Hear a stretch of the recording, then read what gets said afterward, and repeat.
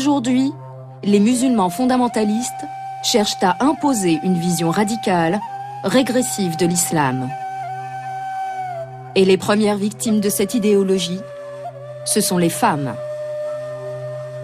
Des femmes considérées par ces hommes comme des êtres mineurs, des individus défaillants.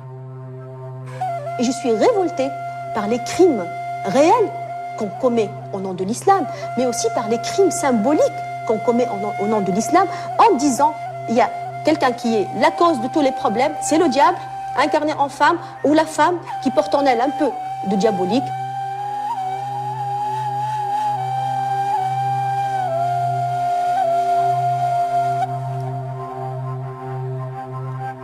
Aujourd'hui, la femme devient un démon, une fitna, quelle que soit la femme et quelles que soient ses intentions et ses désirs. Pour les musulmans radicaux, la femme, c'est le diable. Un être qu'il faut voiler, enfermer. Et pourtant, la religion de ces hommes, l'islam, est une religion qui parle d'égalité, de respect.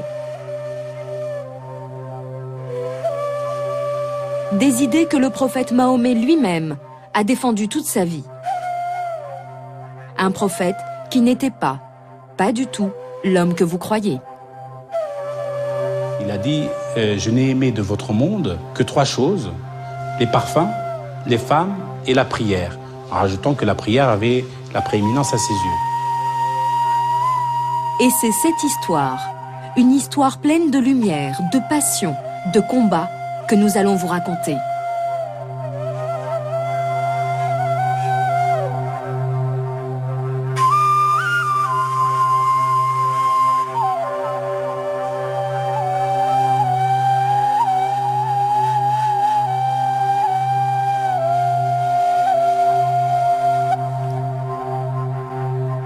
Nous allons, nous, musulmans, vous raconter cette histoire comme vous ne l'avez jamais entendue, en donnant la parole à ces femmes et ces hommes qui étudient la vie du prophète et le Coran. Écoutez-les, ils vont vous surprendre. Retour 14 siècles en arrière pour rencontrer un homme au cœur tendre.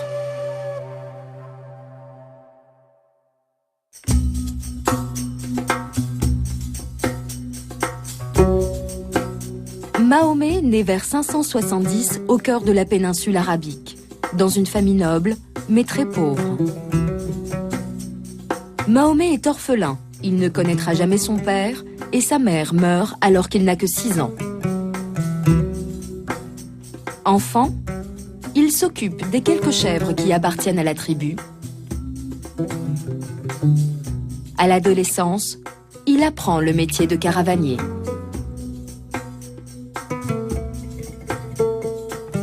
Mahomet grandit dans une société patriarcale, très brutale pour les femmes.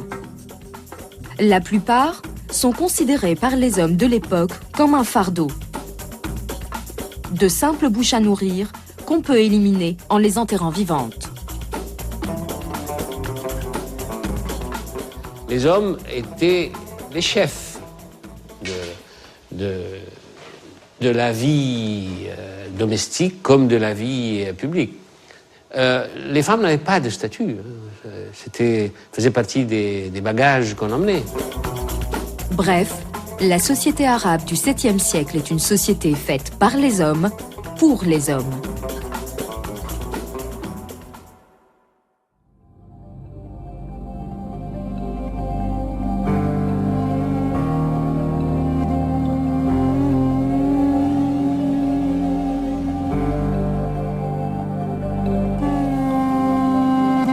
Certaines femmes, pourtant, sont privilégiées. Ce sont les femmes nobles de la Mecque.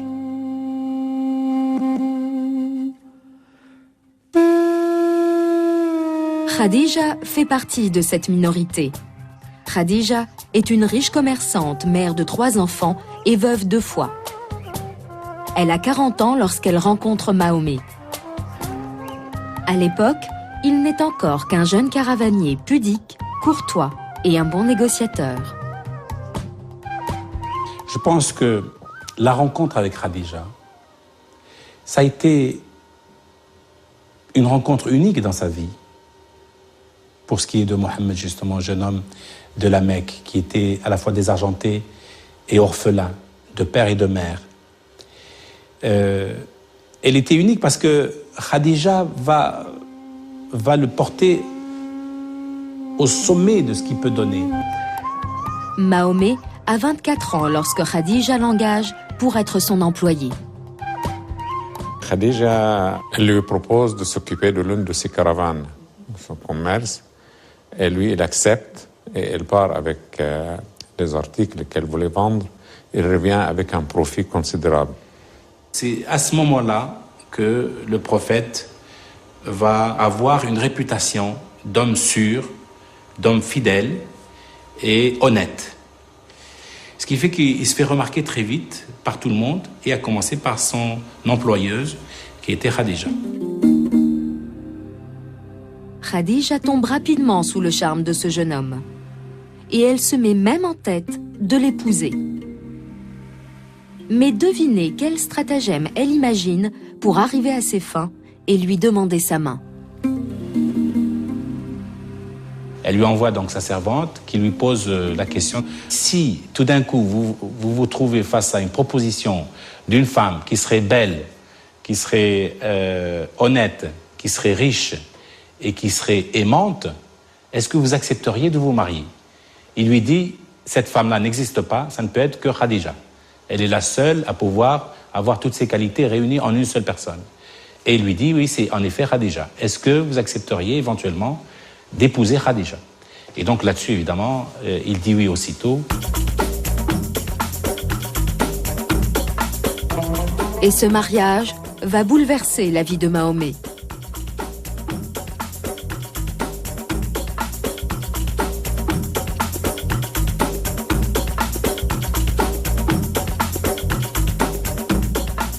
Il ne faut pas oublier que le prophète était un simple berger. C'est Khadija qui était la grande commerçante, qui avait de l'argent. C'est elle qui avait le capital. C'est elle qui avait le pouvoir.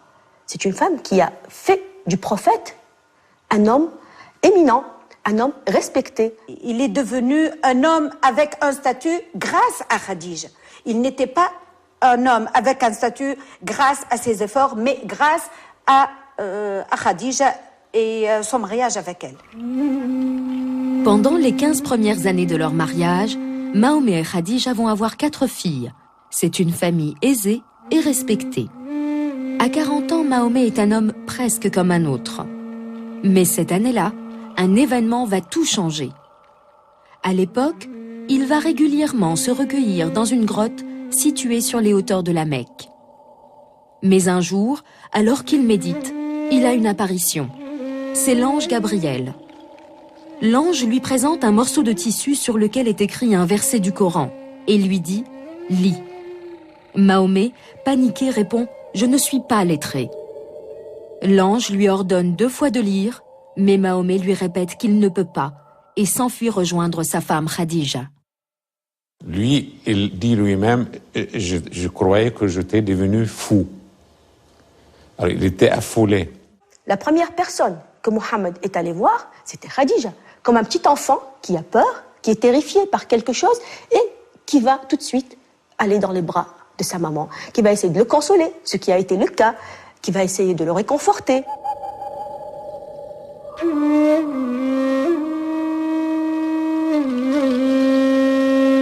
C'est avec Khadija qu'il a appris à faire la prière.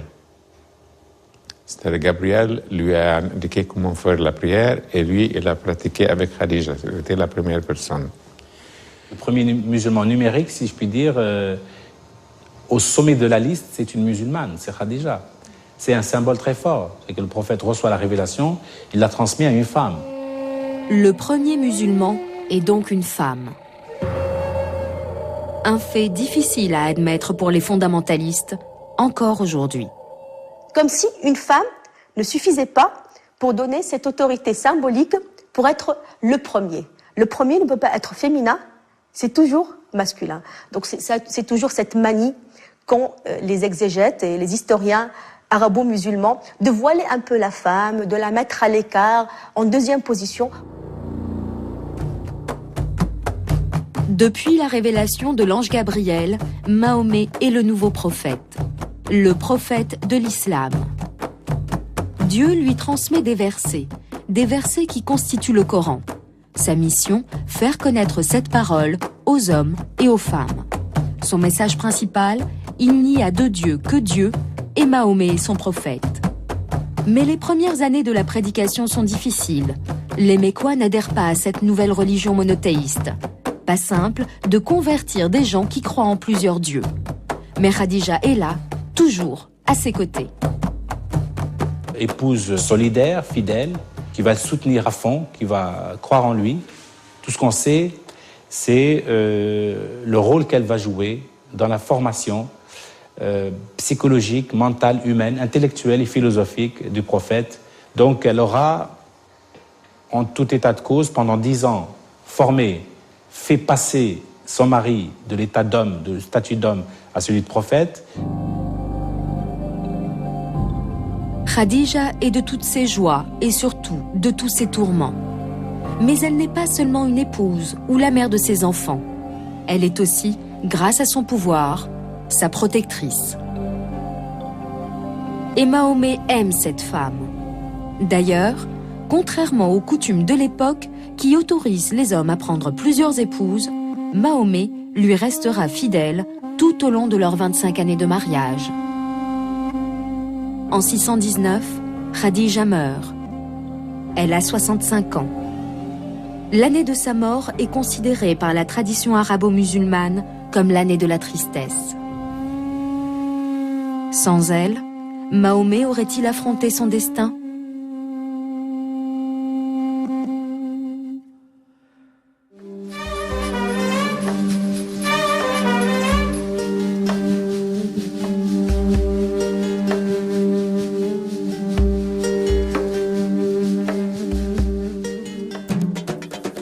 À la mort de Khadija, tout va changer.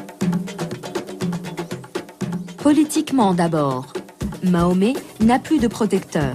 Les Mécois ne veulent pas de lui ni de sa religion. Ils vont même le harceler et le pousser à l'exil. Alors, accompagné de ses filles, Mahomet quitte la Mecque pour Médine.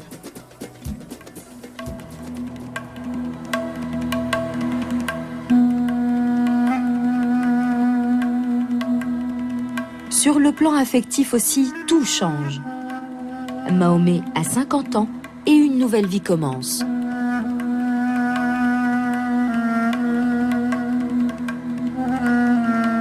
Khadija, qui était la femme mère, est morte. Donc, Mohammed, l'enfant qu'il était symboliquement, s'est libéré. S'est libéré de la mère. Et là, il pouvait vraiment vivre comme il l'entendait, comme il le voulait. Il n'avait plus de contraintes, il n'avait plus ce poids. Après 25 ans de monogamie, Mahomet devient, comme c'est la règle à l'époque, polygame. Il regarde les femmes qui l'entourent et en épouse 2. La première a pour mission principale l'éducation de ses filles. La seconde, celle qui marquera le prophète, s'appelle Aïcha. Avec elle, il découvre la passion. Beaucoup d'historiens disent qu'elle était l'amour de Mohammed. Elle aussi, elle dit qu'elle était la seule vierge que Mohammed a connue. Elle est mutine, elle est joyeuse, elle est joueuse et elle lui tournait la tête.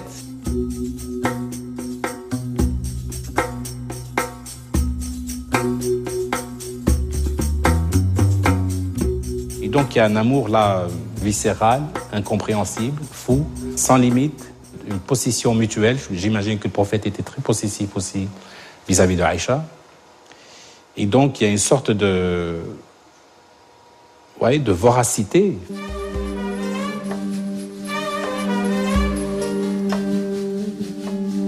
Mahomet dit que l'amour qu'il éprouve pour Aïcha est aussi fort que le nœud d'une corde. Avec elle, il n'est plus le même homme. Avec elle, il découvre les plaisirs de la chair. Très proches, ils entretiennent une relation très singulière.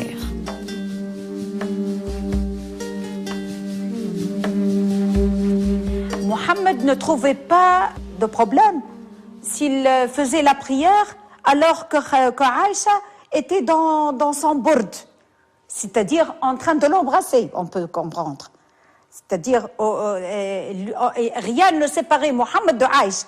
Aïcha se vantait de ça en disant que le prophète avait reçu la révélation quand ils étaient tous les deux ensemble sous la couverture.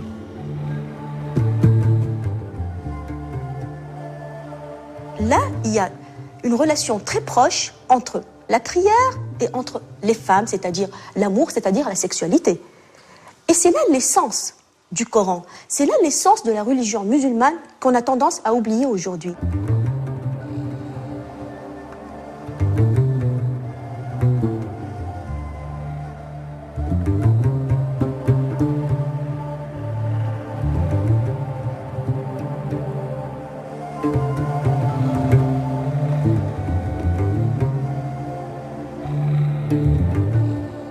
Le prophète a beaucoup parlé de sexe au sens, non pas comme certaines caricatures le présentent au sens du plaisir masculin, bien que ça l'intéressait aussi, hein, mais il a surtout parlé du plaisir féminin.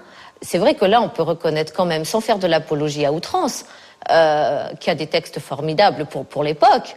Je veux dire, un prophète qui dit clairement dans des textes officiels de la Sunna que ce qui différencie l'homme de l'animal, c'est sa capacité à donner du plaisir à sa femme. Franchement, c'est mignon. On peut pas espérer mieux. Pour l'islam, d'une manière générale, la jouissance du corps est un droit. L'homme et la femme ont droit à cette jouissance. C'est même quelque chose que Dieu leur a donné. C'est un don de Dieu. Donc refuser la jouissance du corps est un refus de ce don de Dieu. C'est pour ça qu'il n'y a pas de clergé en islam.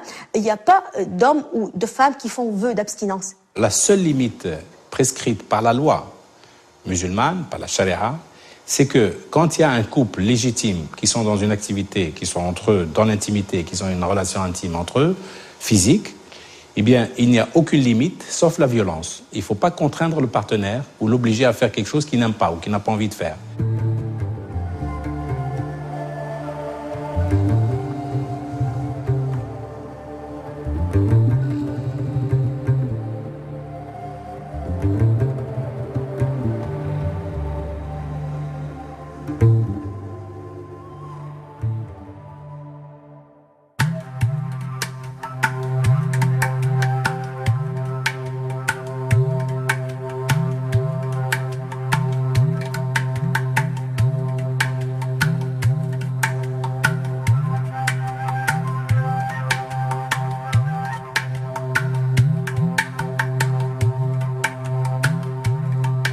Nous sommes à Médine. Après 15 ans de prophétie, Mahomet s'est finalement imposé. Il est écouté, respecté. De plus en plus d'hommes et de femmes se convertissent à l'islam.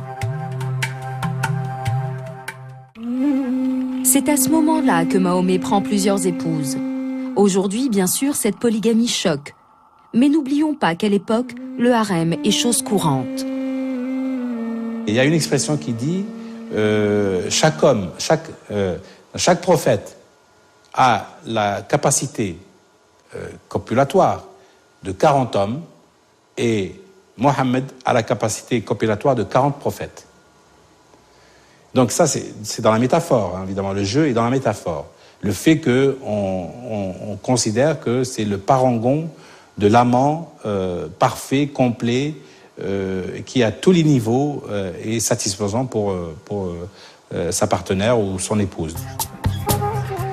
Jour après jour, les nouvelles coépouses vont rejoindre la maison de Aïcha. Le harem du prophète naît. Mais les règles qui régissent ce harem sont bien différentes de ce que vous imaginez. L'homme n'a pas tout pouvoir, loin de là. Nous, on fantasme beaucoup sur le self-service que pouvait s'offrir l'homme. Ce n'est pas un self-service que pouvait s'offrir l'homme. D'abord, l'homme est tenu à une rotation rigoureuse. Aucune femme ne laissera sa place à une autre sous prétexte que le prophète n'est pas en forme. Au contraire, tout ça se négocie. Et même quand il y a une femme qui ne se sent pas à l'aise, qui n'est pas qui veut, qui n'est pas très demandeuse, elle peut négocier sa nuit avec une coépouse avec laquelle elle s'entend. Comment ça se passe? Eh ben, il lui dit, moi je te laisse le prophète de nuit et je le reprends 2 nuits de suite dans une semaine ou dans 2 semaines. Une autre loi impose au mari de ne jamais délaisser trop longtemps ses femmes. Égard à celui qui ne se plie pas à cette règle. Écoutez plutôt cette histoire. Un jour, le vice-roi d'Égypte envoie à Mahomet une esclave, Maria la Copte, une très belle femme. Mahomet en tombe follement amoureux. Il l'épouse et s'enferme avec elle plusieurs semaines, oubliant ses autres épouses. Dans le harem, la rébellion est immédiate. Il y a une panique générale dans le harem et les femmes se liguent entre elles. Elles vont voir leur père. Et donc les hommes se sont organisés, ont fait une délégation, sont venus voir le prophète. Et ils lui ont dit, ô prophète de Dieu, vous ne pouvez pas rester au-delà de 15 jours avec une femme, même si elle est très belle. Parce que vous devez assurer quand même aux autres femmes une équité dans le traitement.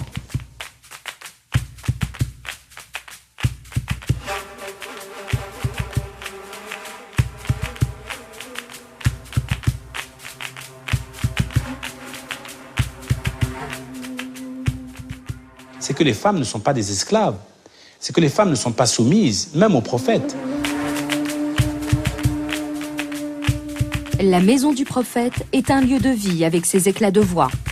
Les épouses s'affirment, parlent haut et fort.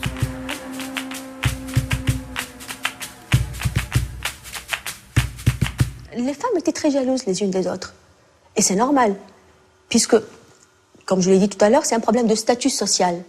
Donc, chaque femme voulait avoir le statut de la préférée du prophète. Celle qui souffre le plus de ces conflits, c'est Aïcha. Elle est capable de sortir ses griffes.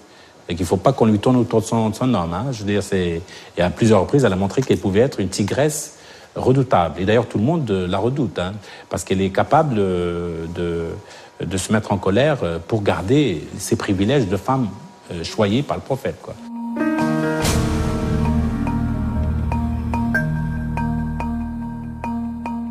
Ce qu'on retient des exégètes et des livres des historiens, c'est que Aïcha n'était pas satisfaite du tout, n'était pas une femme heureuse, elle était tout le temps en colère, elle était tout le temps malheureuse, et Mohammed cherchait, avec des moyens de bord modestes, de la satisfaire. Pas facile pour Aïcha de partager son mari avec plusieurs femmes.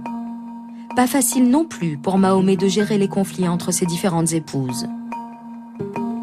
Alors, hasard ou pas, le prophète va à cette époque recevoir de Dieu une révélation concernant le mariage. Une parole sacrée qui limite la polygamie. Dieu dit « L'homme a le droit d'épouser au maximum 4 femmes. Il doit restreindre son harem à 4 femmes. » Ce texte est une véritable révolution. D'autant que Dieu précise dans ce verset que le mari se doit d'être juste et équitable envers ses épouses. Et il ajoute « Si vous ne pouvez pas être juste à l'égard de vos 4 femmes, renoncez-y, renoncez à la polygamie et contentez-vous d'une seule. » Et il ajoute, ce verset-là, « Vous ne pouvez pas, Dieu sait que vous ne pouvez pas être juste. » Dieu lui-même, juge suprême, rationalité absolue, nous dit « Non, vous ne pouvez pas être juste. » Donc en fait, qu'est-ce que Dieu voulait ? Il voulait amener les hommes à comprendre qu'au fond, il fallait la monogamie. Mais il ne pouvait pas d'un coup, d'un seul, leur dire « Ah, vous passez de je ne sais pas combien de femmes, un peu comme ça, à une. » Donc, il a fait des étapes pédagogiques pour leur faire comprendre par des moyens détournés, avec la communication arabe, l'époque où on tourne comme ça, que bon, tu comprends, tu peux pas être juste, et puis tu vois, regarde, le prophète, qu'est-ce qu'il dit, tout ça. Bon, il a un peu surestimé les hommes, hein, parce que 13 siècles plus tard, ils ont toujours pas compris le message, mais bon.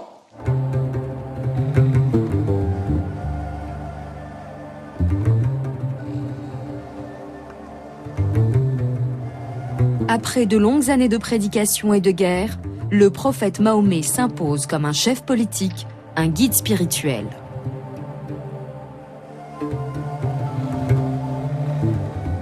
Il crée la nation islamique. Mahomet est le prophète de tous les musulmans et surtout de toutes les musulmanes.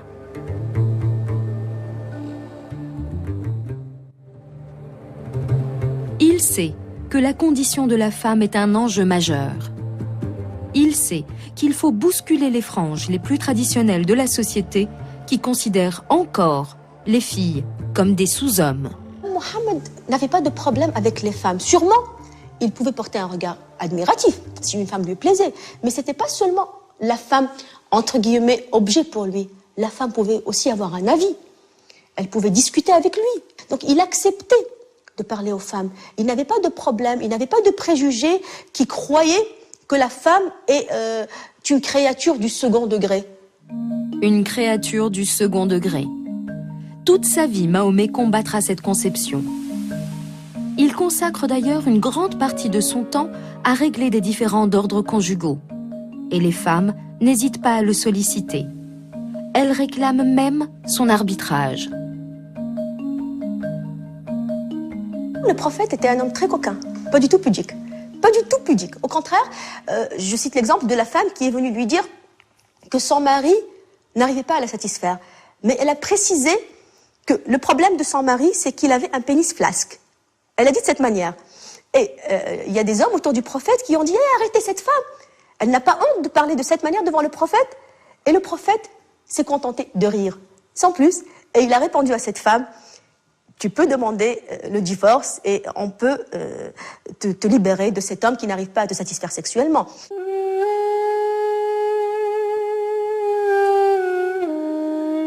Au quotidien, son comportement est donc protecteur et tolérant. Mais il ne s'arrête pas là. Mahomet va changer le statut des femmes.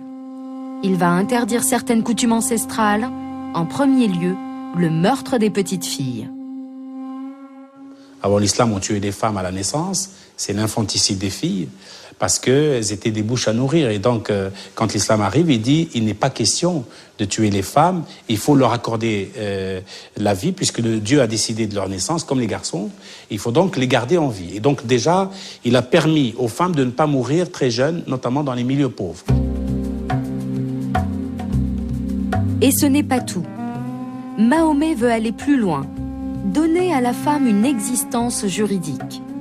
Dieu l'accompagne dans cette volonté de changement. Dieu révèle un verset coranique qui impose à cette société patriarcale un droit extraordinaire. Le droit à l'héritage pour les femmes. Avant, les femmes n'héritaient de rien finalement. Et sans compter que parfois elles étaient elles-mêmes l'héritage, c'est-à-dire qu'on les transmettait pratiquement comme des biens. Et donc, et il a donné un droit à la femme à l'héritage, y compris elle-même qui peut dispenser une part de son gain, de ses biens, pour quelqu'un d'autre. Donc elle a vocation, si vous voulez, de manière notariale, si je puis dire, à transmettre elle-même des biens à d'autres. Donc, vous voyez un changement radical du statut de la femme. C'est donc un énorme saut dans la conscience de la dignité de chaque femme. Ça, c'est un point tout à fait essentiel. Mahomet ordonne aussi aux maris de mieux traiter leurs épouses. La brutalité, la violence des hommes étaient en effet non seulement courantes, mais admises. Le prophète, lui, rejette ce modèle. L'homme était très ouvert et très tolérant. Par exemple, le prophète n'a jamais frappé aucune de ses épouses. Jamais. Et il l'a dit dans un hadith, un homme bien ne frappe jamais sa femme. Une femme est allée voir Mohammed et lui a dit « Mon mari m'a frappé, m'a giflé. » Et Mohammed a dit « Bon, frappe-le, gifle-le. » C'est comme ça qu'il faut faire. Alors, le mari a dit « Comment ? Elle va me gifler, et en plus devant tout le monde, et je serai humilié. » Un prophète qui prend le parti de l'épouse. Un prophète qui protège la femme. Des vérités historiques essentielles à rappeler aujourd'hui. Aujourd'hui, où les fondamentalistes cherchent à instrumentaliser Mahomet et à faire dire au Coran ce qu'il ne dit pas. Il faut le dire, et je le dis les yeux dans les yeux avec tous les marabouts d'Afrique et de Navarre, n'existe pas, l'excision n'existe pas, aucune allusion. Mieux, la circoncision n'existe pas. C'était un fait anthropologique que l'islam a gardé, que la sunna, que la tradition a gardé. Elle n'est pas dans le texte. Il n'est pas dans le texte aussi la lapidation de l'adultère, homme ou femme. Et ce n'est pas tout. Voilà la réponse à ceux qui veulent imposer au nom du Coran des mariages forcés.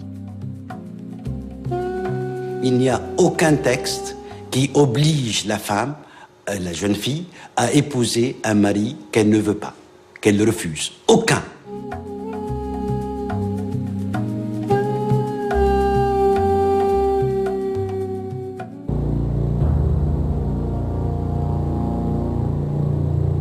Interdiction du meurtre des petites filles, droit à l'héritage, affirmation de l'égalité entre le musulman et la musulmane devant Dieu.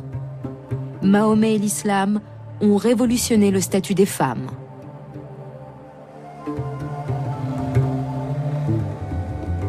Mais pas question pour autant de masquer les zones d'ombre. Les résistances des misogynes, ces hommes qui ont tous les pouvoirs.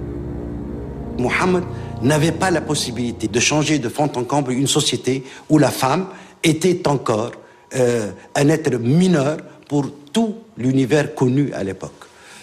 L'islam a révolutionné beaucoup de choses, mais ce n'est pas une baguette magique. Il y avait aussi dans la société des forces d'inertie énormes. Autour du prophète, certains hommes n'acceptent pas les nouveaux droits accordés aux femmes, et en particulier Omar, un proche compagnon de Mahomet. Il va tout faire pour freiner l'émancipation de la femme. Le chef de file de la misogynie, c'était Omar ibn Khattab. Il était très gêné par tous ses droits. Omar ibn Khattab, c'est un homme très fort, très très fort, de caractère. Fort dans le sens de rustre. Et il n'acceptait pas que les femmes jouissent de droits. C'est que les femmes craignaient Omar beaucoup plus que le prophète qu'elles ne craignaient pas. Les femmes n'étaient pas à l'aise en présence d'Omar. Plusieurs anecdotes le confirment. Le prophète était avec des femmes et on entendait leur éclat de rire à l'extérieur et Omar entrait dans cette réunion. Les femmes qui n'avaient pas de voile ont pris leur voile. Certaines se sont cachées, d'autres sont parties et le prophète a souligné le caractère répressif, sévère de Omar en lui disant « Ah oui, si le diable te voit sur ce côté de la rue, il changera certainement de côté. » Contrairement à Mahomet, Omar veut enfermer les musulmanes, cacher leur corps. Il se réjouit d'ailleurs de les voir porter une cape. Ce qui est loin d'être le cas de Mahomet. Pour le prophète de l'islam, le voile n'est pas une priorité. On n'a pas d'informations explicites nous montrant un prophète rigoriste qui veut voir toutes les femmes voilées autour de lui. Ça, on n'a pas cette information-là. La tradition n'en parle pas. Et donc, on considère que c'est secondaire. À mon avis, c'était secondaire également pour lui. Et pourtant, beaucoup de religieux aujourd'hui veulent imposer le voile. Alors question, le voile est-il une obligation dans l'islam ? Non, à mon avis, ça ne peut pas être une obligation. Je crois tout simplement que ces législateurs ont peur d'eux-mêmes, ont peur de leurs propres démons. On sait très bien, depuis l'avènement de la psychanalyse, mais on le savait avant sans l'exprimer, que l'homme a quelque part une peur de la femme, qui symbolise pour lui cette béance qui ne peut jamais être satisfaite. Donc cacher le corps de la femme est une manière pour l'homme de cacher justement cette peur qu'il a vis-à-vis de l'orgasme féminin. Dans sa vie, Mahomet, on l'a vu, a toujours refusé toute forme de violence faite aux femmes. Reste pourtant une tâche indélébile qu'il n'est pas question de masquer. Ce verset du Coran qui autorise les maris à battre leurs épouses si elles n'obéissent pas. Ça, c'est ce que vous citez, c'est la phrase du Coran qui pose problème. Toutes les autres, on peut dire c'est lié à l'histoire, c'est dans un contexte, c'était pas sacré, est-ce que c'est le dispositif, est-ce que c'est la finalité, on peut trouver des espaces. La nouveauté, c'est que les musulmans et les musulmanes arrivent, dans les groupes de réflexion, de recherche, à se dire ensemble, oui, cette parole pose problème, cette parole nous pose problème, oui.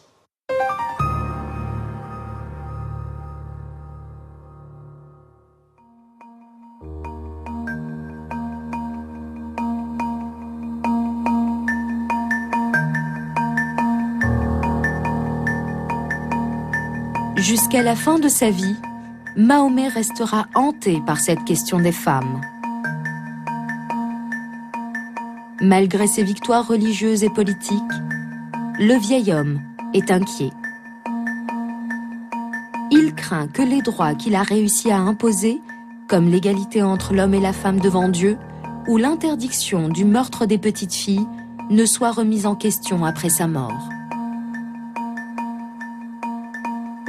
Rien que dans le dernier discours qu'il a fait à la Mecque, ça s'appelle le discours de l'adieu d'ailleurs, il a réitéré l'interdiction du meurtre et il a recommandé que cette société du 7e siècle, où la femme avait encore beaucoup de choses à conquérir, beaucoup de droits à conquérir, il leur disait Dieu est votre témoin, Dieu est votre juge pour ce qui est des femmes. Et cette attention, cet attachement aux femmes, Mahomet le manifestera jusqu'à son dernier souffle. Nous sommes en 632, Mahomet a 62 ans.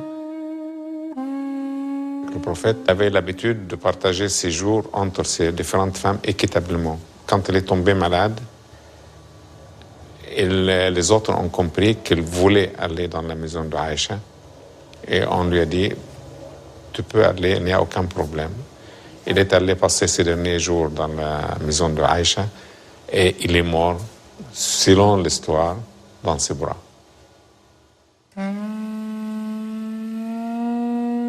Le prophète Mahomet, le chef de la nation musulmane, choisit de passer ses derniers instants seul avec son épouse Aïcha. Tout un symbole.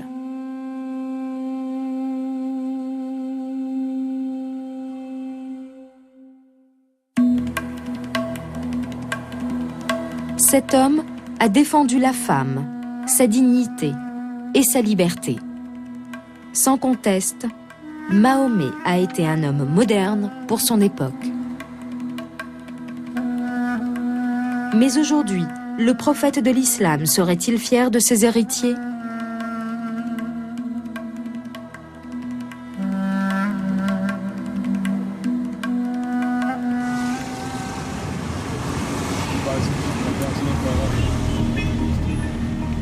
Aujourd'hui, plus d'1 milliard de musulmans pratiquent un islam ouvert et tolérant. Mais une minorité, les musulmans intégristes, s'emparent de cette religion et cherchent à imposer une lecture qui n'a rien à voir avec la vérité du prophète. Je crois que si on apprenait à nos jeunes la vie du prophète et son comportement avec les femmes, et si les hommes musulmans aujourd'hui essaient de ressembler un peu au prophète en ce qui concerne sa relation aux femmes, comme ils essaient de lui ressembler apparemment en ce qui concerne le port du barbe ou une certaine manière de s'habiller, je suis sûre que le statut de la femme musulmane serait peut-être l'un des meilleurs dans le monde. Et si la lumière devait venir d'une relecture de notre histoire ? Et si le prophète était aujourd'hui le meilleur allié des musulmanes ? On demande à ces jeunes filles, quelle est la parole du prophète la plus importante pour toi ? eh bien, elles vont vous citer « La recherche du savoir est une obligation pour tout musulman et toute musulmane ». Et du coup, elle se tourne vers papa et maman et elle dit « Mais qu'est-ce que tu me racontes? Que je dois me marier très vite? Mais tu dis n'importe quoi. Mais au contraire, pour être une bonne musulmane, je dois avoir bac plus 5. »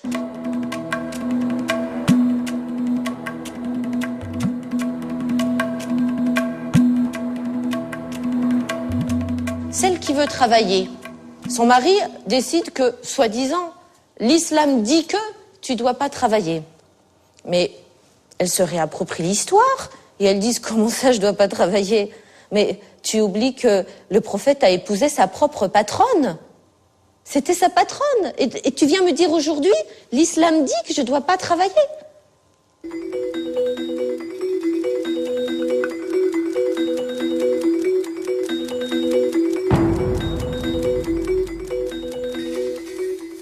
Jusque-là, ce sont les hommes qui ont fait parler l'islam pendant des siècles. Et ce qu'on peut dire en souriant, c'est que, vu ce que certains hommes en ont fait, voyons ce que les femmes peuvent en faire.